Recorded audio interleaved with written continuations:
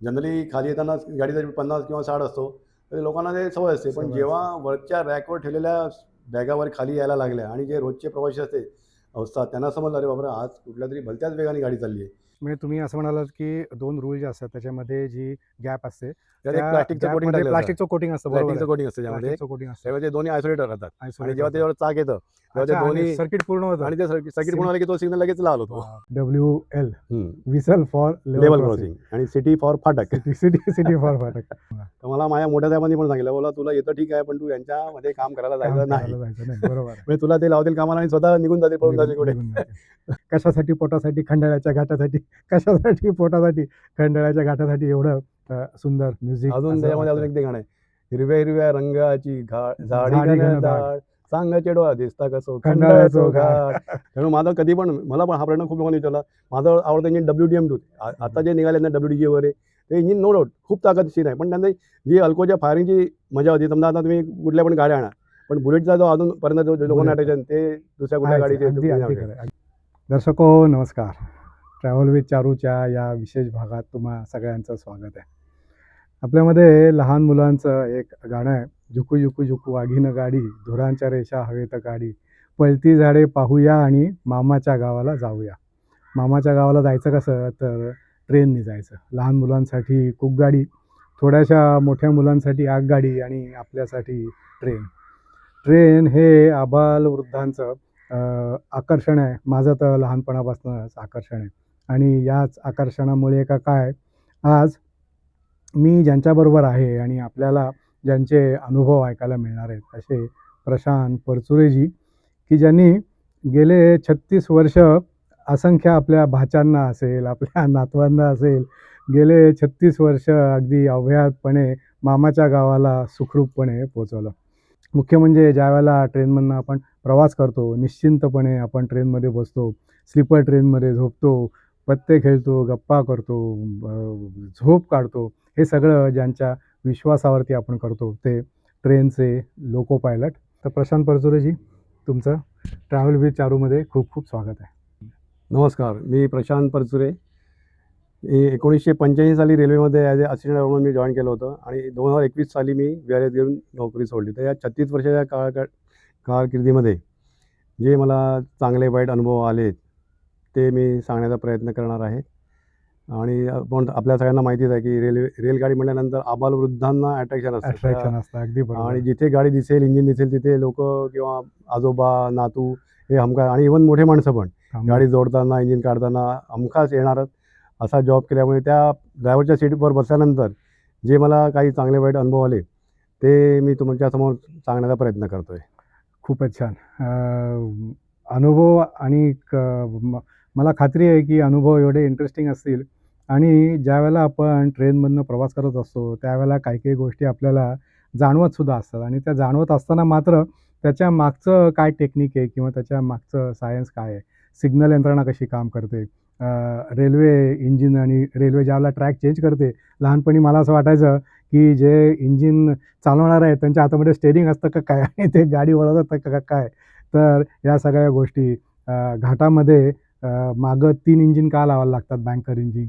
हे सगळे जे काही आपल्या मनातले प्रश्न आहेत ते प्रश्न मी आता प्रशांतजींना विचारणार आहे आणि प्रशांतजी पुन्हा एकदा तुमचं खूप खूप स्वागत आहे. पहिला माझा प्रश्न असा आहे, की ज्यावेळेला आपण ट्रेन चालवतो त्यावेळेला मुख्य म्हणजे तुमचा सगळा जो फोकस असतो तो आपल्या सिग्नल यंत्रणेवरती असतो.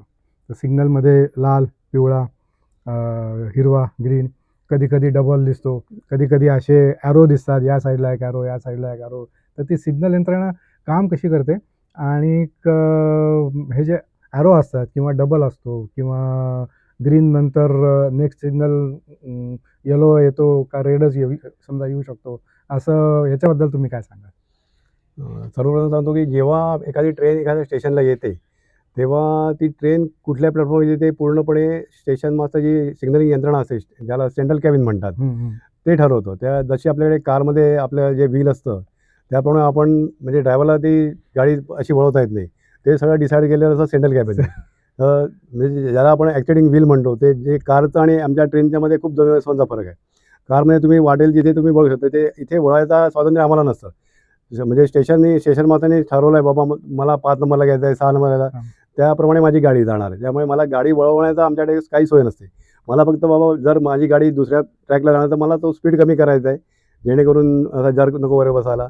तर त्याप्रमाणे आमच्याकडे फक्त ॲक्सिलेटर असतं, पण वळवणे वगैरे हा प्रकार नसतो. आणि बरोबर. जसं आपण म्हणतो बाबा सिग्नल असं कधी-कधी एक येलो सिग्नल असतो, त्याच्यावरती असे ॲरो असतात 4-5 सिग्नलचे. तर त्याच्यामुळे मला समजतं, म्हणजे आम्हाला ते ट्रेनिंग असतं बाबा हा ॲरो म्हणजे बाबा 4 नंबर प्लॅटफॉर्म, खालचा ॲरो म्हणजे तिथे जवळपास 3-4 असे ॲरोचे हे असतात, पण त्यातल्या कुठल्यातरी एकाच्या आधी ते लाईट लागले असतात.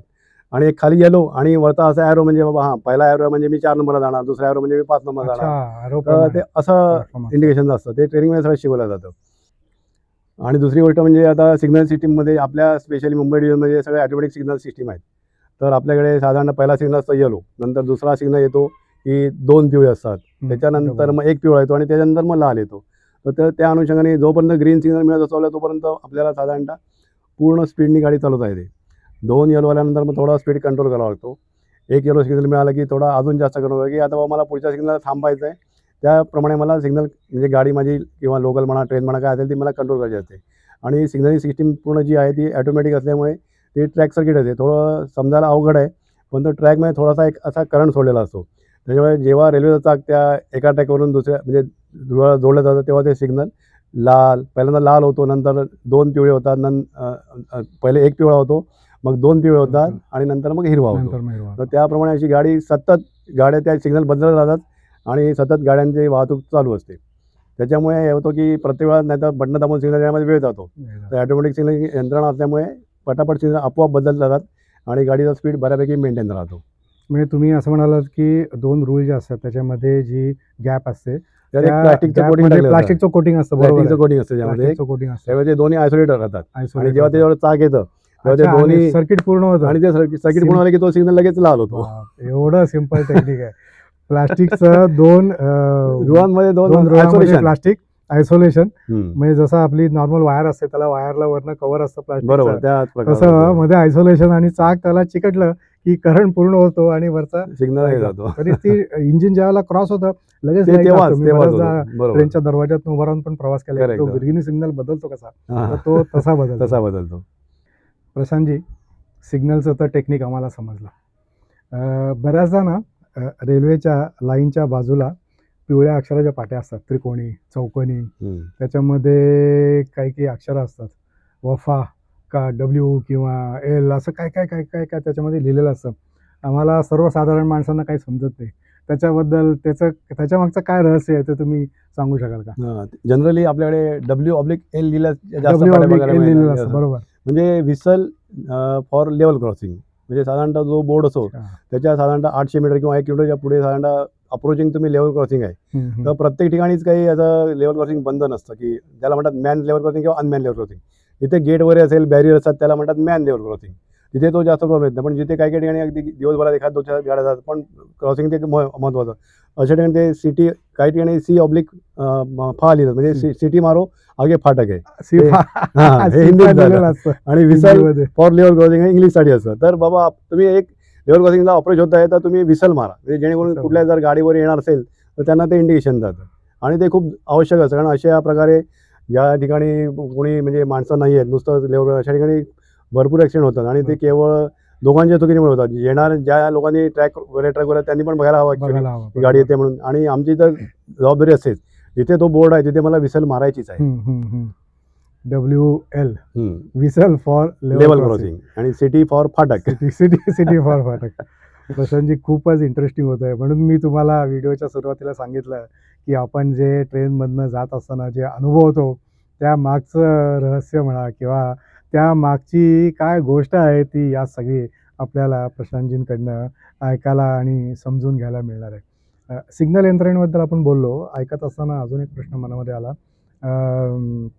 2 सिग्नलमध्ये साधारणतः अंतर किती असतं, किंवा एखादी गाडी क्रॉस झाली आणि क्रॉस झाल्या जसं आपण मगाशी म्हणालो की तो सिग्नल लाल झाला तर मागची गाडी म्हणजे थोडक्यात सांगायचं तर 2 गाड्यांमध्ये अंतर किती असतं आणि ते किती टायमिंग वाईज किती वेळाचं असतं, असं काही नियम आहेत का? नाही, टायमिंगचा हिशोब नसतो, पण अंतर साधारणतः म्हणजे प्रत्येक ठिकाणी अंतर कधी कधी व्हेरिएबल होतं.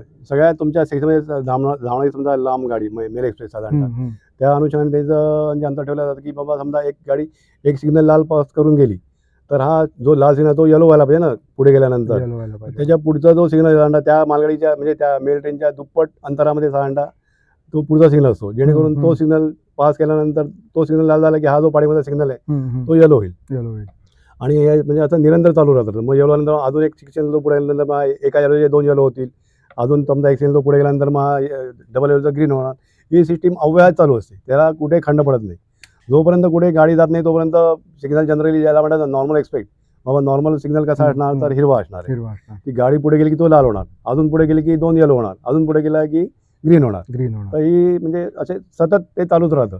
आणि तुम्हाला सगळ्यांना माहिती आहे म्हणजे बाकी ठिकाणी एवढ्या गाड्या किंवा आपल्या मुंबईमध्ये म्हणजे अशी कधी अशी वेळ नसते की गाडी आपली बंद आहे म्हणून. बंद आहे ते म्हणून. फक्त नावाला म्हणतात लोक की रात्री 2 ते फक्त ती लोकल बंद असतात. 2 ते 4 हां, काही पण बाकी सगळ्या गाड्या सुरूच असतात. त्यामुळे ही कधीही न थांबणारी अव्याहत अशी सिग्नल यंत्रणा आहे आणि ती खूप चांगल्या प्रकारे राबवली जाते. सिग्नल यंत्रणा आपल्याला समजली. आता आपण पुढे ट्रेनमधनं आपल्या या प्रवासामध्ये चर्चेच्या सेफली ट्रॅव्हल करू शकतो. पण ट्रॅव्हल करायचं म्हणलं, गाडी चालवायची म्हणली की त्याला पुढे इंजिन आलं आणि इंजिनामध्ये सुद्धा वेगवेगळे कालानुरूप बदल होत गेले. सगळ्यात सुरुवातीला कोळशाचं इंजिन होतं. म्हणजे कोळसा टाकला की इंजिन चालतं एवढं आम्हाला माहिती. पण ते त्याच्या मागचं टेक्निक काय किंवा डिझेल इंजिन त्याच्यानंतर आलं आणि आता आपण ऑलमोस्ट 99% इलेक्ट्रिफिकेशन सगळीकडे आपलं झालेलं आहे, 100% पण आता असेल. तर या 3 ज्या स्टेजेस होत्या त्या इंजिन्समध्ये एव्होल्युशन्स कशी होत गेली आणि प्रत्येक जे इंजिन आहे, मग ते कोळसा असेल, डिझेल असेल, इलेक्ट्रिक असेल, ते ॲक्च्युली चालतं कसं? मग त्याचं ड्रायव्हिंग फोर्स काय असतं? याच्याबद्दल काय सांगू शकाल? हो, नक्कीच. सगळ्यात पहिल्यांदा म्हणजे जेव्हा आपल्याकडे पहिल्यांदा नाना शंकर शेठ यांच्या मदतीने म्हणा किंवा पुढाकाराने आपल्या भारतामध्ये रेल्वे आली. जेव्हा पहिल्यांदा जे इंजिन मुंबईमध्ये उतरलं तेव्हा आपल्या सगळ्यांची मानसिकता होती बाबा कुठली पण गाडी म्हणा किंवा कुठलं पण काहीतरी ओढून न्यायचं म्हणजे तुम्हाला एक तर पुढे घोडे लावायला लागायचे किंवा बैल लावायला लागायचे. त्यामुळे लोकांनी जेव्हा बघितलं की बाबा हे गाडी म्हणजे घोडे किंवा बैल न लावता हे यांची गाडी अशी चालते, तेव्हा एक वाक्यप्रचार पूर्ण म्हणजे तिथे गाजला होता मुंबईमध्ये. साहेबाचा पोऱ्या मोठा अकली, बिन बैल घोड्यांची गाडी कशी हाकली. साहेबाचा पोरा इंग्रजांना साहेब म्हणायचे त्या. ते कारण इंग्रजांना साहेबच म्हणायचे ना. हो. तर लोक म्हणजे असे तेव्हाचं वर्णन मी वाचलेलं की दुतर्फा म्हणजे एखादा आपण गावात हत्तीवर जातो तेव्हा सगळे लोक म्हणजे इव्हन मोठे लोक पण माणसं म्हणायचे दुतर्फा असे उभे असतात बघायला, अरे चालला तर त्या गाडी बघायला त्या जेव्हा नंतर पण जेव्हा अगदी सुरुवातीला जेव्हा काम सुरू होतं तेव्हा ते ट्रायलवर जेव्हा चालवायचे ना तेव्हा सगळी अख्खी मुंबई दुतर्फा प्रचंड गर्दी अशी बघायला आणि प्रत्येक डोक्यात ते की गाडी जातेच कशी पुढे, ज्याला बैल नाही लावलाय घोडा नाही लावला तरी गाडी जाते कशी. तर ते पहिल्यांदा आता आपल्याकडे आलं वाफेचं इंजिन. तर वाफेचं इंजिन म्हणजे ते त्याला बघा ते मोठमोठे असे साईड रोड असायचे. कोळसा म्हणजे वाफेचं. कोळसा इंजिन म्हणजे त्याच्यावर वाफेवरती चालायचं. कोळसा आणि कोळशाच्या वर असायचे त्याला म्हणतात बॉयलर म्हणायचे. आपल्याकडे आपण बॉयलरचे उभे बसतो, इंजिन मध्ये असं आडवं असतं आणि त्या खाली कोळसा म्हणजे पेटवलेला जातो. त्याची जी वाफ बनते ते वाफ त्या पिस्टनमध्ये जाते आणि त्या प्रेशरनी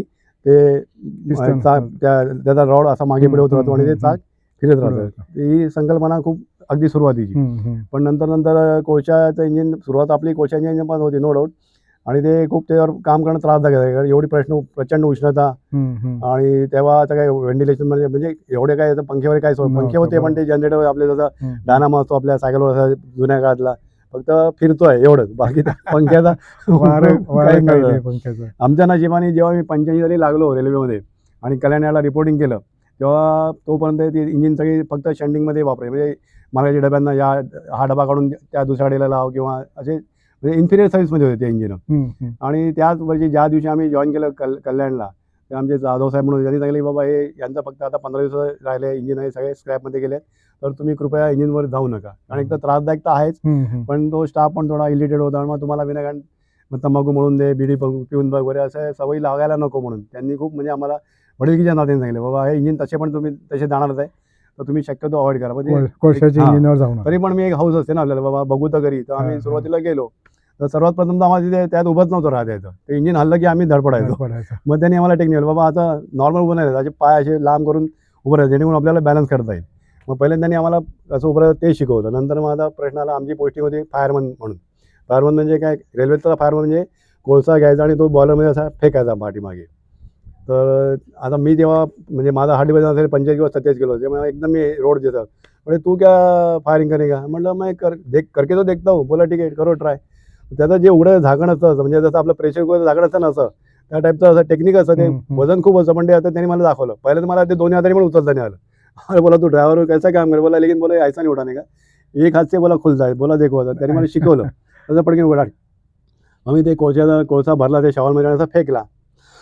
सॉरी तो एकदम पाठीमागे बोला तुमको ये किसने सिखाया मला शिकाया किसने बोला फिर ये बोला हे जे तुम्ही आता फेकलं ना कोळसा पाठीमागे हे शिकायला कमीत कमी 1-1.5 महिना लागतो. मग तुला कसं काय येतं तर म्हटलं मी हे शेवाळ आहे ना ते आमच्या घरी माझ्या वडिलांचा रेतीचा बिझनेस होता. आम्ही ती रेती चाळायचो ना तर एक ट्रक रेती मी स्वतः चाळायचो. तर हे रेती कशी टेक्निकनी फेकायची टेक्निक मला होतं म्हणून मला ते जमलं. तर मला माझ्या मोठ्या साहेबांनी पण सांगितलं बोला तुला येतं ठीक आहे पण तू यांच्यामध्ये काम करायला जायचं नाही बरोबर म्हणजे तुला ते लावतील कामाला आणि स्वतः निघून जातील पळून जातील कुठे. नंतर मग डिझेल त्याच्यानंतर मग डिझेल इंजिन यायला लागले. ते पण तेव्हा नाव होतं अल्को म्हणायचे त्याला. अल्को म्हणजे काय तर अमेरिकन लोकोमोटिव्ह कंपनी. अच्छा हां म्हणून त्याचं नाव अल्को होतं. ॲक्च्युली त्याचं proper WDM2 W for broad gauge D for diesel engine आणि M फॉर मल्टीपर्पज म्हणजे तुम्ही मालगाडी पण चालवा किंवा मेल ट्रेन पण चालवा. हे जे म्हणतात WDM2 हे इंजिन खरोखर उत्कृष्ट होते. म्हणजे ज्याला म्हटलं एकदम रफ अँड टफ किंवा म्हणतात स्टोन वॉच त्यांना कधी कुठला प्रॉब्लेम येत नाही. फक्त तेल पाणी भरा ब्रेक ऑइल असे प्रॉब्लेम नाही ज्याचे आजकाल पटकन आपला मोबाईल हँग होतो कम्प्युटर हँग होतो किंवा काहीतरी एखादा ॲप हे चालत नाही तर तो प्रकार यांच्या इंजिन अजिबात नव्हते. नाजूक काम नाही एकदम रांगडं काम फक्त तेल पाणी भरा फक्त बस आणि रंपाट चालवा. त्यांचा या इंजिनचा ॲक्च्युली आवाज पण खूप सुंदर होता. कधी तुम्हाला ऐकायला मिळालं किंवा मी बघेल ऐकवता येईल. त्याचे जे फायरिंग होते त्याला असे म्हणजे 8 नॉच होते. ज्याचा आपला पहिल्यांदा रेग्युलर होतं ना आपण साधारण कधी 4 खडके किंवा कधी 5 येतात. पहिल्यांदा 5 येतात 4 येतात त्याला असे 8 खडके होते. तर जसा एक खडका व्हायचा त्याचा इंजिनचं ते फायरिंग व्हायचं त्याचा आवाज एकदम अप्रतिम आणि ती लांब जाताना गाडी तुम्हाला कधी त्याचा आवाज अप्रतिम होता. त्या गाण्याचं खूप म्हणजे एकदा तुम्ही हे कराल म्युझिकल रेल्वेचा आवाज ऐकण्याचा प्रयत्न कराल. ज्यांना खरोखर आवडते रेल्वे त्यांना रेल्वेचा आवाज हा म्युझिकल असल्यासारखं वाटतो. त्याच्यासाठी पु ल देशपांडेंच्याच ह्याच्यामध्ये बहुतेक आहे ज्यावेळेला गाडी जाते पर्टिक्युलरली घाटातनं समजा खंडाळ्याच्या घाटातनं तर त्यावेळेला गाणं पण आहे. रेल्वेचा आवाज येतो पण तो आवाज ज्यांचं खरंच रेल्वेवरती प्रेम आहे त्यांच्या कानाला ते गाणं ऐकायला येतं. कशासाठी पोटासाठी खंडाळ्याच्या घाटासाठी कशासाठी पोटासाठी खंडाळ्याच्या घाटासाठी एवढं सुंदर म्युझिक. अजून त्याच्यामध्ये अजून एक ते गाणं आहे हिरव्या हिरव्या रंगाची झाडी घनदाट सांग चेडवा दिसता कसो खंडाळ्याचो घाट त्याच्यामध्ये तो झटक गाडीचो आवाज आणि गाडीच्या याच्यावरती मराठीच नाही हिंदी गाणी पण किती आहेत. हिंदी तर मॅक्झिमम हिंदी जास्त गाणी आराधना मधलं ते गाणं किती फेमस आहे दार्जिलिंग मेरे स्वप्न ते माथेरानचं होतं आमचं दार्जिलिंग इथे पण दाखवलं म्हणजे आमच्या माथेरानमध्ये पण तिकडचं दार्जिलिंगचं शूटिंग आहे. ते एव्हरग्रीन गाणं आज पण ते म्हणजे गाणं म्हटलं आमच्या वयातले म्हणा किंवा अजून नवीन पोरांना पण ते आवडतं गाणं आहे तसं म्हटलं तर. नंतर आला प्रकार डिझेलचा म्हणजे मग त्याचं कारण म्हणजे आपल्याकडे जी खनिज संपत्ती होती कमी व्हायला लागली आणि हे अल्को इंजिन तिकडनं आल्यानंतर त्यामध्ये म्हणजे मेन खूप एक तर माणूस पण कमी झाला. त्या डिझेल फायर म्हणजे स्टीम इंजिनवर 3 माणसं लागायचे. एक प्रॉपर ड्रायव्हर आणि 2 एक कोळसा टाकणारा आणि एक मागेचा कोळसा पुढे आणून ठेवणारा लागायचा. ह्याच्यामध्ये 2च माणसं लागायला लागले मेन. आणि यामध्ये कॅपॅसिटी पण बऱ्यापैकी होती जवळपास 5,000 लिटर एका डिझेल इंजिनमध्ये त्या WD तेल बसायचं. त्याच्यामुळे तो एक फायदा होता आणि मेंटेनन्स वगैरे पण फार जास्त नव्हता त्यामुळे ते रेव्होल्युशन आलं. नंतर डिझेलचे पण आता तेव्हा फ्युचर प्लॅनिंग की बाबा नंतर डिझेल पण आपण सगळे आता तुम्हाला माहिती आहे आपण नुसतं युद्ध सुरू झालं आपल्या सगळ्यांची फॅफॅ उडाली. तर एवढ्या गाड्या समजा आज डिझेलवर असत्या तर सगळं आपल्या रेल्वे थांबणं पूर्ण ठप्प झाली ती रेल्वे सिस्टीम. तर तेव्हा त्यांनी विचार केला बाबा डिझेल तर ठीक आहे आता पण डिझेलच्या पुढचा प्रकार काय. तर सुरुवातीला फक्त आपल्या मुंबई डिव्हिजनमध्ये फक्त मुंबई ते पुणे आणि मुंबई ते इगतपुरी असा DC सप्लाय होता. ॲक्च्युली तो पण बऱ्यापैकी महागडा प्रकार होता कारण तो पहिले DC सप्लाय करत आणि तो जेव्हा इंजिनमध्ये वापरत होता तेव्हा त्याला AC मध्येच कन्वर्ट करायला लागायचा. त्याच्यामुळे तो म्हणजे पहिले AC to DC करा तो वरच्या तारामध्ये सोडा आणि तो पुन्हा इंजिनमध्ये वापरताना पुन्हा DC to AC करा. ते पण एक खर्चिक प्रकार होता. पण त्या काळामध्ये एवढी टेक्नॉलॉजी म्हणा एवढे ॲडव्हान्स होता त्यामुळे तेव्हा DC सप्लाय होता. आणि नंतर मग इगतपुरीच्या पुढे जे नवीन इलेक्ट्रिफिकेशन झालं ते सगळं ACचं झालं. आणि मेन फरक होता याचा व्होल्टेजचा. आमचा DC सप्लाय होता फक्त 1500 व्होल्ट आणि AC सप्लाय आता आपलं 24,000 व्होल्ट. त्याच्यामुळे आम्हाला घाटामध्ये फार तर 15-16 टनाची मालगाडी चालवता यायची. ते पण मागे 3 इंजिन लावून.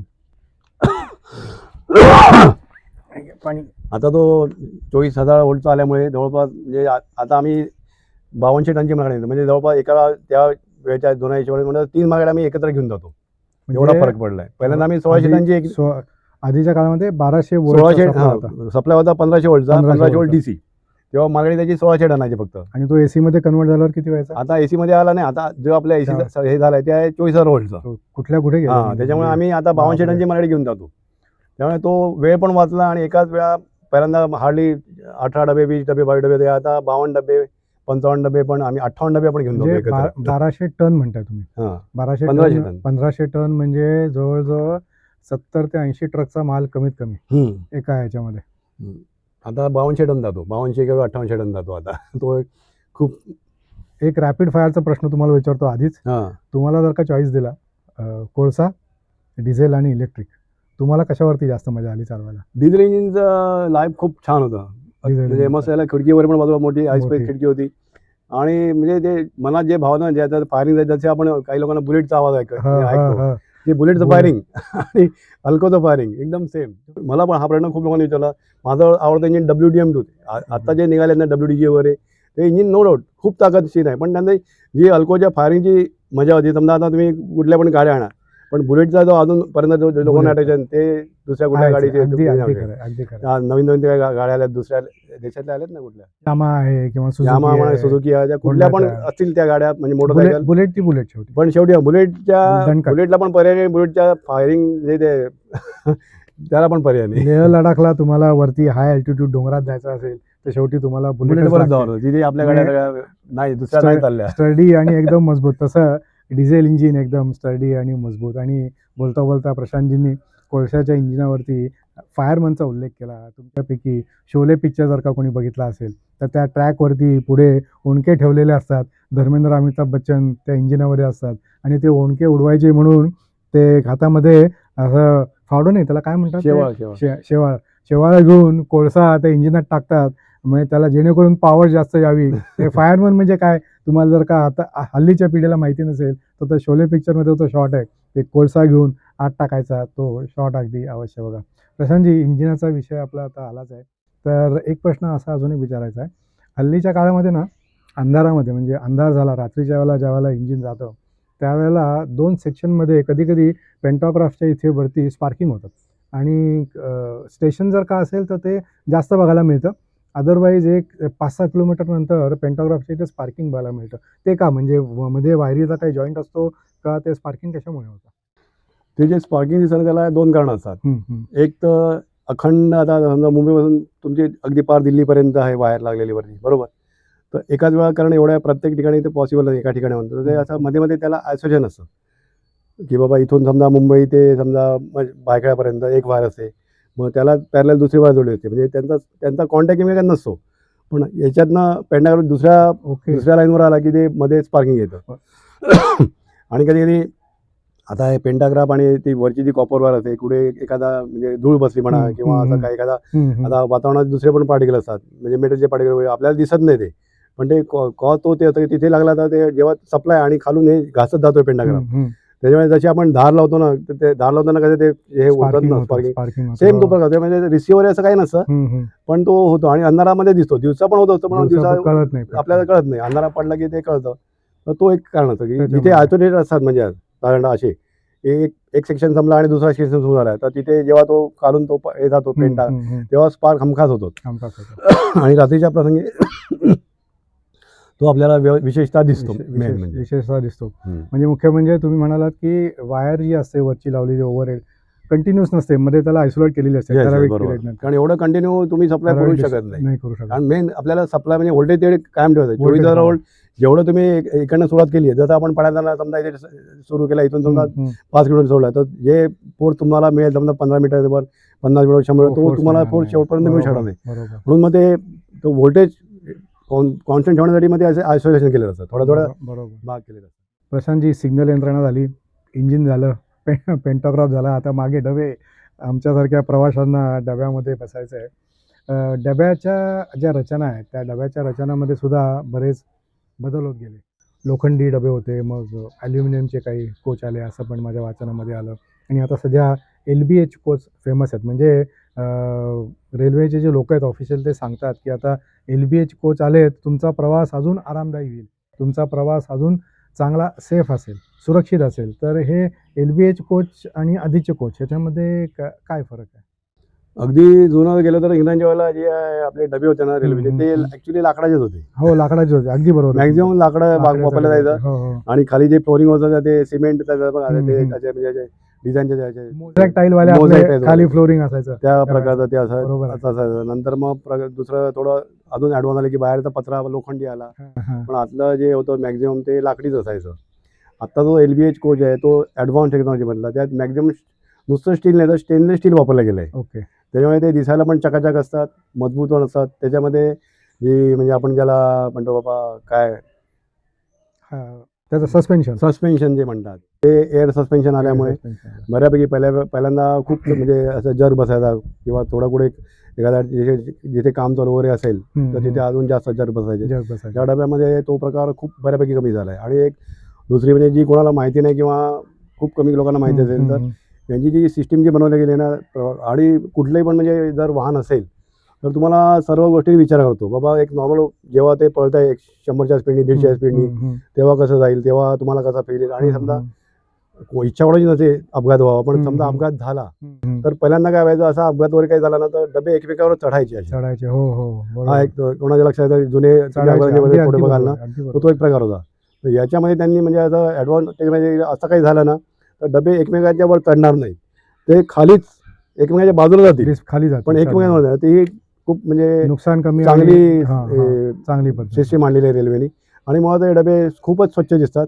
फक्त थोडं म्हणजे आता असं बोलून मी प्रत्येक ठिकाणी लोकांना सांगतो की बाबा प्रत्येक ठिकाणी काय कोणी तुम्हाला सांगायला उभं राहणार नाही. बाबा तू स्वच्छ कागद ठेवा. म्हणजे आता कप तुम्ही कॉफी पिली आहे, तुम्ही घरचा नाश्ता केला, ते प्लास्टिक ते प्लेट तर तुम्ही डस्टबिनमध्ये टाका ना. डस्टबिनमध्ये टाका. बरोबर. तर ती स्वच्छता जर तुम्ही मेंटेन केली तर तो डबा अजून स्वच्छ तुम्हाला देईल. मुळात ते स्टेनलेस स्टीलचा डबा आहे, प्रश्नच नाही.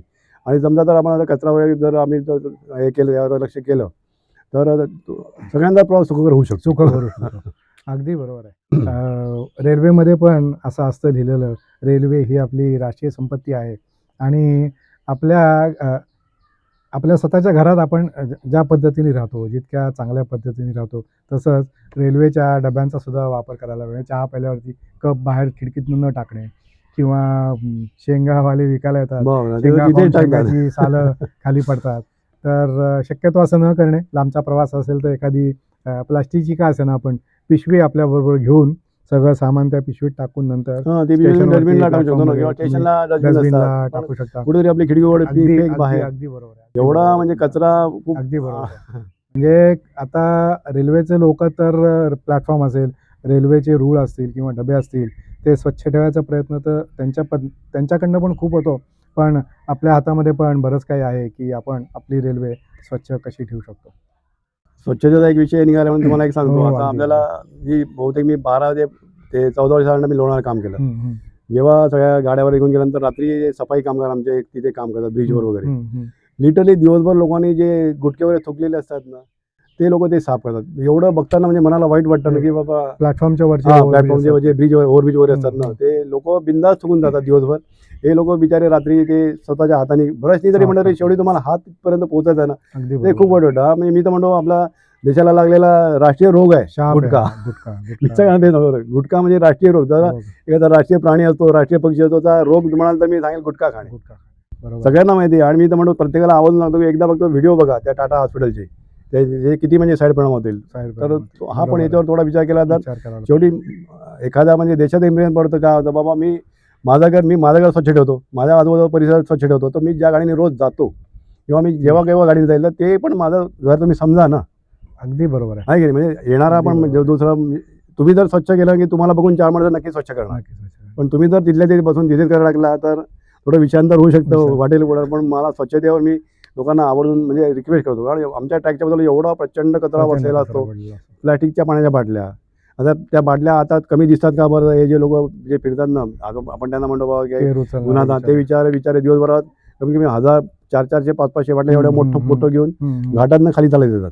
त्याच्यावर त्यांचं पोट भरतं घाटामध्ये. पण ते चुकीचं आहे ना ऍक्च्युअली तसं म्हटलं तर. कधी कधी ना हे रेल्वेचे कर्मचारी आहेत ना त्यांचे पण रील्स मी बघितले. ते सुद्धा सगळं असं काळ्या बॅगेमध्ये भरतात आणि रात्रीच्या वेळेला कुठेतरी कॉन्ट्रॅक्टर लोक. तुम्ही विषय पण चांगला काढला. आता मालगाडी आम्ही बघायचं ना मालगाडी मालगाडीला आता तुमचा समोर काही काही साडी असतात ना माडी अशा गावाच्या बाजूला, तर अशा तिथे प्लॅस्टिकच्या म्हणजे कचरा भरला त्यामध्ये लिटरली ती पिशवी आणून त्या गाडीच्या कुठल्या तरी हुकला याला अरे त्याला लावला. त्याला अडकून किती म्हणजे केविल होणार प्रकार आहे. म्हणजे असं कधीच व्हायला नाही पाहिजे. पण त्याला ते अडकून टाकणार आहे. अरे ही कुठली पद्धत आहे? म्हणजे माझ्या गावातला कचरा गाडी जाईल तिकडे जावा. अरे माझ्या गावातला कचरा मीच माझ्याच गावामध्ये तुम्ही कुठेतरी करा ना, डम्पिंग करा म्हणा, जे काय त्याची तिथे विल्हेवाट लावा. ही कुठली पद्धत? म्हणजे त्याला त्या एकेका माळीला 50-100 तरी अशा पिशव्या असतात अडकवलेल्या. कचऱ्याच्या. अच्छा, ते अडकवलेल्या मालगाडीच्या अडकवलेल्या पिशव्या मी पाहिल्या त्याच्या मागचं हे रहस्य हे असते. तेराच्या पिशव्या काय अडकवलेल्या. आता कुठे इथे कुठे बघायचं चल लावून दे तिथे लावून उभी द्यायचं. मालगाडी. हे खूप म्हणजे आपल्याला असंच भरपूर पाहिजे. सुधारणा करायची भरपूर गरज आहे ऍक्च्युली तसं म्हटलं तर. बरोबर आहे. नुसतं आपण आर्थिक माझा म्हणजे आपली लोक म्हणजे काय म्हणतात त्याला रेल्वे देशाची काय चालू नाही देशाची हे फायनान्शियल काय म्हणतात त्याला. प्रगती आपला आपण per capita आपण income नुसता 4थ्या वाढवून ह्याच्यावर आलो 5व्या ह्याच्यावर आलो त्यापेक्षा इथली आपली Basic. जागा बघा ना कुठल्या आपण शेपला आहोत ते कुठल्या शेपला तिथे पण इन्क्रीमेंट म्हणजे तिथे पण प्रगती व्हायला पाहिजे ना. प्रगती व्हायला पाहिजे. तिथला पण पर कॅपिटा इन्कम हा प्रशांतजी, मला तुम्हाला असं विचारायचं आहे की तुम्ही आता सांगितलं मालगाडी असेल समजा 1,500 टन तुम्ही माल एका वेळेला 1500 टन. 1500 टन 1500 टन हा. माल तुम्ही घेऊन जा मग 1,500 टन. तसंच पॅसेंजर ट्रेनला पण हल्ली 24-24 25-25 डबे असतात, बोगी असतात. तर आणि हल्ली गाड्यांचे स्पीडसुद्धा आता 120-130 किलोमीटर तर कॉमन आहे. तर ही गाडी ज्यावेळेला थांबवायची वेळ येते, स्टेशन असेल किंवा समोर कुठला सिग्नल असेल लाल वगैरे, तर थांबवायची म्हटलं तर ब्रेक लावायला पाहिजेत.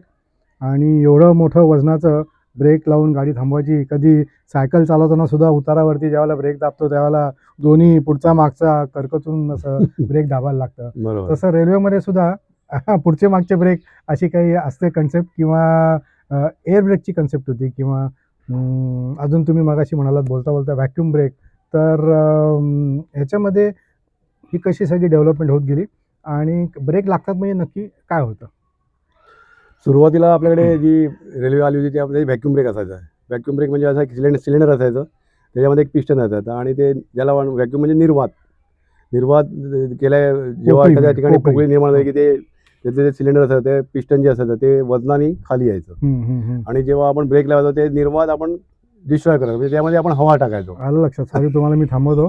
डब्याच्या खाली किंवा लोकल ट्रेनच्या खाली असा मोठाच्या मोठा सिलेंडर हा. असतो आणि त्याचा असा रॉड असा आत बाहेर होताना दिसतो. बरोबर. That is vacuum. नाही ते air brake. That is air brake. हा व्हॅक्यूमचे सिलेंडर खूप मोठे मोठे असायचे. असायचे किंवा भरपूर मग मोठे असायचे. लोकलमध्ये कधी कधी आधीच्या लोकलमध्ये एक साधारणतः प्रत्येक 5 मिनिटांनी घडर करून आवाज नाही, तो येतो. कॉम्प्रेसर चालला. तो कॉम्प्रेसर होता. ठीक आहे, सॉरी. लोकलवर लोकलचा पूर्ण वेगळा. हा, आपण घेऊ तो टोटल वेगळा. लोकल वेगळा. सॉरी तुम्हाला नाही डिस्टर्ब disturb नाही तो म्हणजे बऱ्यापैकी इंटरप्ट केलं मध्ये. व्हॅक्यूम ब्रेक जे होते ते सुरुवातीला आपल्याकडे व्हॅक्यूम ब्रेकच सुरुवात झाली पण ते ब्रेक म्हणजे लागायला थोडासा वेळ लागायचा. व्हॅक्यूम. कारण व्हॅक्यूमचा आता जे आपण म्हणतो ॲटमॉस्फिअर प्रेशर ते लिमिटेड असतं ना, त्यामुळे तेवढा पुरताच ब्रेक लागायचा आणि ते ब्रेक सोडण्यासाठी मग पुन्हा व्हॅक्यूम क्रिएट करायचा. मग कुठे लिकेज असेल तर मग ते त्या लिकेज असल्यामुळे त्याला वेळ लागायचा रिलीज करायला वगैरे. त्याच्यामुळे ते थोडं लेंदी प्रोसेस होती ती आणि त्यामुळे थोडं जजमेंट पण यायला वेळ लागायचा. त्याला खरोखर त्या ॲक्च्युली ती गाडी जी चालवायची त्याला खरोखर स्किल लागायचं. त्याच्यानंतर ॲडव्हान्स आलं जे एअर ब्रेक. हे पहिले आपल्या म्हणजे कारमध्ये वगैरे आलं, नंतर मग आमच्या ट्रेनमध्ये वगैरे यायला लागलं. एअर ब्रेक आल्यामुळे तुम्हाला इमिजिएट ब्रेकिंग, अगदी इन्स्टंट ब्रेकिंग आणि इन्स्टंट रिलिझिंग व्हायचं, कारण ते एअर प्रेशरने व्हायचं ना. त्याचा फायदा हा झाला की तुम्हाला थोडं उशिरा कंट्रोल करावं लागायचं.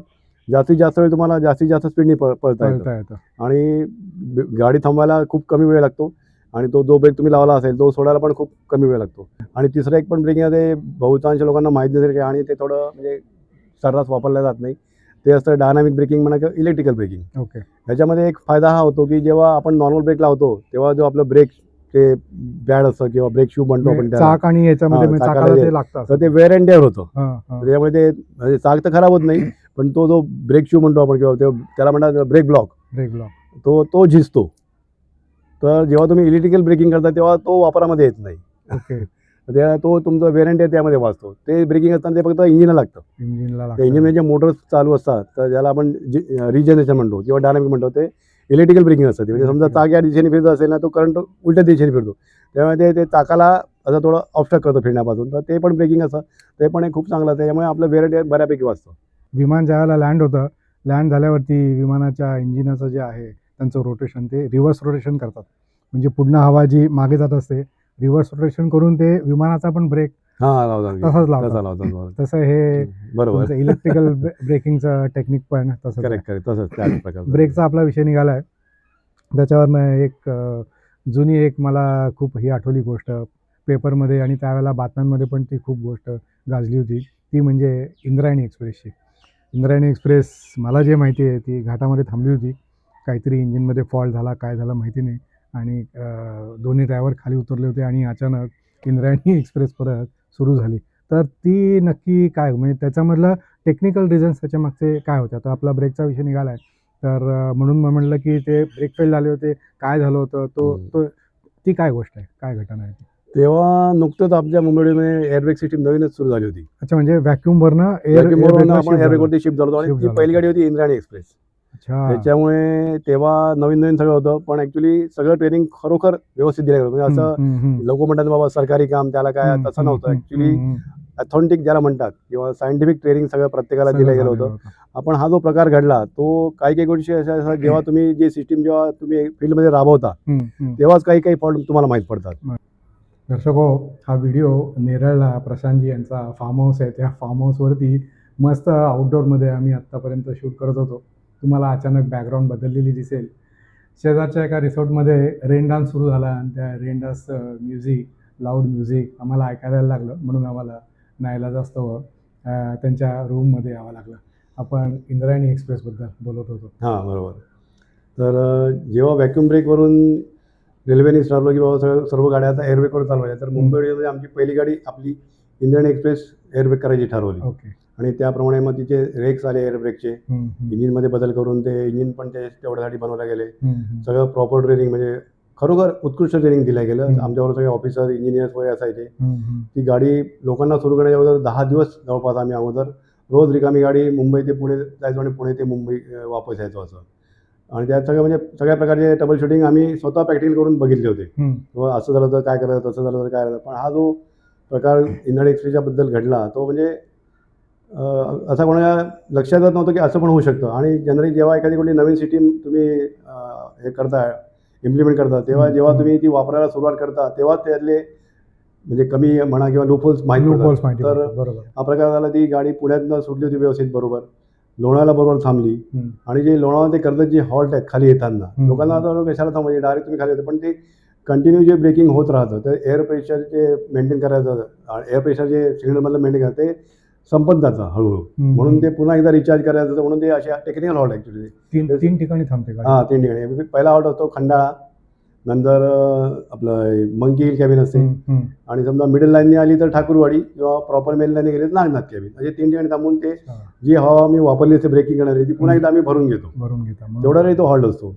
तर ही गाडी ज्यावेळी ठाकूरवाडी कॅबिनला थांबली आणि सिग्नल मिळाल्यानंतर ड्रायव्हरने आपले ब्रेक सोडले, रिलीज केले, ज्याला आम्ही रिलीज केले म्हणतो. तर ब्रेक रिलीज झालेच नाही. तर त्याच्याबरोबर जे आम्हाला ट्रबल शूटिंग शिकवलं होतं इंजिनमध्ये करायचं म्हणजे कॅबमध्ये बसून ते पूर्ण केल्यानंतर मग दुसरा ऑप्शन येतो खाली इंजिनच्या खाली जे अंडरग्राऊंड असतात सगळं मशिनरी वगैरे किंवा कॉम्प्रेसर अमकडे सगळे भरपूर कॉक असतात ते करण्यासाठी असिनावर पहिल्यांदा उतरला खाली. त्यांनी प्रयत्न करून जेव्हा जमलं जेव्हा ड्रायव्हर त्याला मी जाऊन मी बघतो म्हणून ते स्वतः उतरले खाली. आणि आता तुम्हाला माहिती आहे आता ब्रेक समजा सोडत नाही आहे आणि मला ट्रबल शूटिंग जर करायचं मी ब्रेक सोडल्यानंतरच मला ट्रबल शूटिंग केलं तरच मला समजा की ब्रेक सुटतोय म्हणून. कारण तुम्ही ब्रेक लावून ब्रेक सोडायचं ट्रबल शूटिंग करू शकत नाही. हा त्या अपघातामागचा सगळ्यात मोठा ड्रॉबॅक. बरोबर. त्यामध्ये चुकी कोणाची नव्हती, कोणाचीच चुकी नव्हती, ना ड्रायव्हरची ना ॲडमिनिस्ट्रेशनची. पण हा कधी कधी असे असतात ना काही म्हणजे जे फॉल्ट असतात जे तुम्हाला वेळेवरच समजा की बाबा असं पण होऊ शकतं. तर तशातला एक प्रकार होता. तर ते दोघंही खाली उतरले आणि अचानक कोणी कुठला कॉक बंद झाला असेल म्हणा किंवा काहीतरी ते म्हणजे जे व्हायला जे ब्रेक सोडणारे व्हावं होतं ते झालं. आणि आता आपल्याला गाडी पहिल्यांदा लक्षात येत नाही एवढा, पण तो उतार जो आहे तो 1:37 आहे. म्हणजे तुम्ही 37 मीटर पुढे गेले की तुमची गाडी 1 मीटर खाली आली असते थोडक्यामध्ये. अच्छा, 1:37 त्याला म्हणतात 1:37चा ग्रेडियंट. बरं. किंवा तुम्ही असं जर समजलं बाबा 37 फूट जर तुम्ही पुढे गेले तर 1 फूट वरती गेलं किंवा 37 मीटर पुढे गेले की 1 मीटर तुम्ही वरती जाता. मुळामध्ये जे कर्जतचं जे आपण म्हणतो ना सी लेवल ते आहे 50 मीटर आणि लोणावळ्याची 550 मीटर. म्हणजे तुम्ही जवळपास 500 मीटर वर गेलेले असतात. तर त्या 500 मीटर तुम्ही उतारावरून ती गाडी खाली येते. त्याच्यामुळे आणि ते जनरली घाटामध्ये आता प्लॅटफॉर्मला तुम्हाला काय म्हणजे त्यात आपल्या शिडी जे चढायची जी शिडी असते तिथपर्यंत तुमचं प्लॅटफॉर्म तुम्हाला काही वाटत नाही बाबा एक पाय ठेवला तुम्ही पटकन आतमध्ये चढू जाता. शकतो. घाटात त्याची काही सोय नसते प्लॅटफॉर्मची ना म्हणजे त्या कॅबिनच्या जिथे. तर ती मुळात एक तर म्हणजे खडी एवढी उंच, त्याच्यावरती ते इंजिन आणि मुळात जे आमची चढायची शिडी आहे ती थोडी अजून जास्त उंच असते. तर ते पॉसिबल झालं नाही दोघांना आणि पाठीमागे 17-18 डबे त्यांचं वजन आणि उतारावर आणि ती एअरब्रेक जी म्हणून ते म्हणून एअरब्रेकचा तो ब्रेक सुटतो तो ऑल ऑफ सडन सुटतो होता लगेच, असा हळू वगैरे सुटत नाही. एकदम इथं तो लागतो किंवा सुटतो असा मधला प्रकार नसतो बाबा थोडासा पाचील लावून ठेवला आहे. तर ते सुटल्यामुळे ती गाडी तिथून निघाली. मग ते खाली उतरले दोघं जण हां आणि अचानक काहीतरी झालं आणि आणि brake सुटले. कुठला तरी कॉक बरोबर ऑपरेट झाला असेल म्हणा किंवा काहीतरी झालं इंटरनल असेल.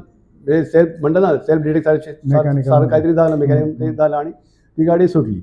आणि लिटरली यांनी म्हणजे आता शेवटी नोकरीवर आणि एवढे लोक मागे बसले तर त्यांनी म्हणजे जीवापाड प्रयत्न केला की आपण कुठेतरी ह्याच्यात जाऊ, पण त्यांना शक्यच झालं नाही आणि गाडी तिथून सुसाट निघाली.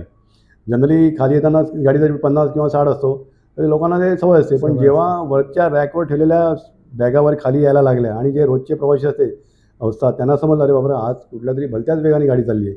तेव्हा लोकांमध्ये मग खूप घबराट झाली निर्माण आणि काही लोकांनी मग जेव्हा आणि एक तो फायदा झाला की लोकांनी चेन पुलिंग केली. नुकतेच ओढत राहिले होते आणि बघत राहिले तर गाडी कर्जतला पण नव्हती थांबली, पण चेन पुलिंग झाल्यामुळे चेन पुलिंगला गाडी तुमची एकदम डायरेक्ट थांबत नाही.